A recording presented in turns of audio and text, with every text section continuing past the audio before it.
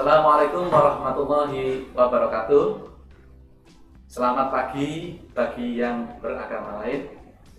Anak-anak, senang sekali bertemu dengan Pak Imam hari ini di mata pelajaran Seni Budaya kelas 9. Anak-anak, di materi Seni Budaya kelas 9 ini Pak Imam menjelaskan tentang seni patung. Sebelum kita masuk di materi seni patung, alangkah baiknya kita mengetahui dulu indikator atau tujuannya dari pembelajaran saat ini. Tujuan pembelajaran pada saat ini yang pertama yaitu agar siswa memahami tentang seni patung.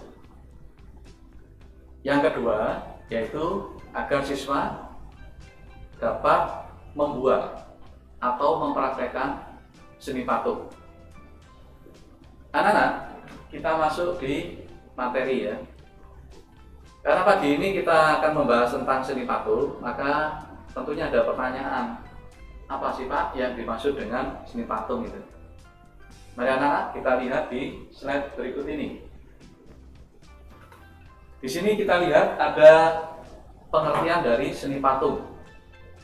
Seni patung adalah karya 3 dimensi yang berbentuk figuratif, deformatif, maupun non-figuratif. Jadi seni patung di sini Pak Imam jelaskan ada 3 macam yang harus kalian pahami. Yang pertama yaitu figuratif, yang kedua deformatif, yang ketiga adalah non-figuratif. Patung yang dimaksud dengan patung figuratif adalah patung yang wujudnya peniruan alam atau wujud dari menirukan alam. Jadi yang ada di alam sekitar. Jadi patung tersebut contohnya bisa berbentuk manusia, hewan, maupun benda-benda yang ada di alam sekitar. Itulah yang disebut dengan patung figuratif. Yang kedua yaitu patung deformatif. Patung deformatif adalah wujudnya masih meniru alam, cuman distilasi. Distilasi itu adalah dirubah, bentuknya dirubah. Maka kalau kalian menemukan patung seperti itu, maka disebut sebagai patung deformatif. Yang ketiga yaitu patung non-figuratif. Patung non-figuratif adalah patung yang wujudnya tidak berbentuk atau abstrakan. Jadi kita sering melihat ya di jalan atau dimanapun kita menemukan patung ya, hanya berbentuk sesuatu imajinasi ya dari karya seniman itu sendiri yang kita tidak kenali. Itu yang disebut sebagai bentuk non figuratif. Contohnya patung yang ada di depannya gedung DPR misalkan, itu adalah patung yang disebut patung non figuratif. Mari kita masuk di materi selanjutnya. Kita akan membahas mengenai teknik, bahan, dan alat yang digunakan dalam pembuatan patung, anak. Teknik yang digunakan dalam pembuatan patung itu ada bermacam-macam, anak. Yang pertama, teknik butsir atau membutsir, menggunakan alat butsir yang terbuat dari kawat, anak-anak, yang tujuannya mengurangi atau membentuk suatu bahan menjadi patung. Bahan yang digunakan dalam membutsir ini biasanya tanah liat, lilin, ataupun juga bisa parafin ya. Ini yang bisa digunakan dalam bentuk butsir. Yang berikutnya adalah teknik pahat, atau kita lebih kenal dengan familiar dengan istilah mengukir, ya. Pahat atau mengukir. Bahan yang digunakan dalam pahat atau mengukir, teknik mengukir ini biasanya bisa berupa batu padas, ya. Bisa berupa kayu, ya. Jadi yang bisa dibentuk dari bahan itu menjadi patung atau sebuah patung. Lalu kita masuk di bahan yang digunakan. Anak-anak, bahan-bahan apa saja yang digunakan dalam membuat patung?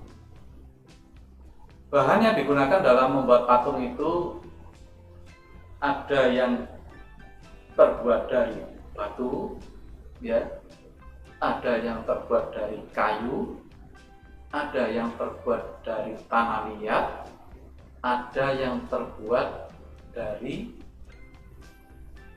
semen, ya.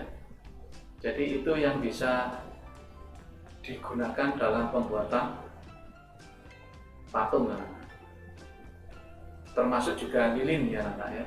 Jadi yang di periode terakhir ini perkembangannya banyak dibuat patung-patung itu dari lilin, yang disebut dengan patung lilin. Kita masuk di alat yang digunakan, ya. Alat yang digunakan bisa bermacam-macam anak-anak. Jadi alat pahat, ya, alat ukir, itu anak-anak yang bisa digunakan. Tetapi perlu diingat bahwa pembuatan alat ini membutuhkan keterampilan yang kalian harus miliki dan kita pelajari bersama. Mari kita masuk di materi selanjutnya, anak-anak. Di materi selanjutnya ini ada bermacam-macam contoh dari bentuk patung, ya anak-anak ya. Kita bisa lihat di situ ada bentuk patung Jenderal Sudirman. Patung Jenderal Sudirman ini merupakan patung monumen yang biasa disebut sebagai patung monumen. Apa yang dimaksud dengan patung monumen? Patung monumen adalah patung yang dibuat bertujuan untuk mengenang jasa-jasa pahlawan. Jadi contoh di sini kita bisa lihat ada patung Jenderal Sudirman, itu adalah merupakan contoh patung monumen. Kita bisa juga melihat ada patung Garuda Wisnu Kencana atau yang disingkat GWK. Ada di mana, anak-anak? Ada di Pulau Bali sebagai bentuk ikon bangsa Indonesia, ya, terhadap nilai-nilai budaya, ya, yang ada di Indonesia. Kita tahu bahwa Indonesia merupakan negara yang kaya akan budaya maupun tradisi suku-suku bangsa yang tidak kalah dengan bangsa-bangsa lain, anak-anak. Itu ada contoh lagi di slide, ada bentuk patung Liberty. Patung Liberty itu adalah simbol, anak-anak, simbol kebebasan. Ukurannya tidak kalah dengan GWK, ya anak-anak, Garuda Wisnu Kencana, karena merupakan ikon sebuah negara. Maka patung-patung ini merupakan patung yang dibuat bertujuan untuk menjadikan ikon sebuah negara. Yang berikutnya ada patung relief. Apa yang dimaksud dengan patung relief? Patung relief adalah patung yang berbentuk ukiran yang ada di dinding-dinding sebuah candi. Di situ menceritakan sebuah cerita sejarah dalam bentuk ukiran atau pahatan di atas batu. Maka kalian kalau melihat sebuah relief di candi-candi tersebut itu adalah merupakan rangkaian cerita yang dibuat dalam bentuk ukiran atau pahatan di atas batu. Berikutnya ada yang dimaksud dengan patung dada atau disebut sebagai patung torso. Karena bisa melihat ada patung torso itu adalah patung dada. Ada contohnya di situ anak-anak ya, kamu bisa melihat. Kemudian yang berikutnya, yang terakhir kamu bisa melihat berbagai macam cara pembuatannya, ya, mengukir atau memahat dari sebuah bentuk ukiran dari kayu, anak-anak. Mari kita lihat di slide berikutnya, anak-anak. Pada materi yang terakhir ini kita ada tugas, ya. Tugasnya cuma 3, anak-anak. Yang pertama yaitu kalian bisa menyebutkan macam-macam dari jenis patung yang Pak Imam jelaskan tadi, ya. Mudah kan? Yang kedua yaitu teknik apa saja yang digunakan dalam pembuatan patung yang kamu tahu itu ditulis, anak-anak ya. Yang ketiga, yang terakhir yaitu sebutkan nama-nama patung yang ada di Surabaya, ya. Jadi kamu cukup menyebutkan 5 saja. Baiklah anak-anak, demikian pertemuan kita pada saat ini dalam membahas seni patung materi di kelas 9. Anak-anak, sampai ketemu lagi di materi berikutnya. Bertemu lagi di materi seni budaya. Kurang dan lebihnya Pak Imam mohon maaf. Wabillahi taufiq wal hidayah. Assalamualaikum warahmatullahi wabarakatuh. Selamat pagi bagi yang beragama lain.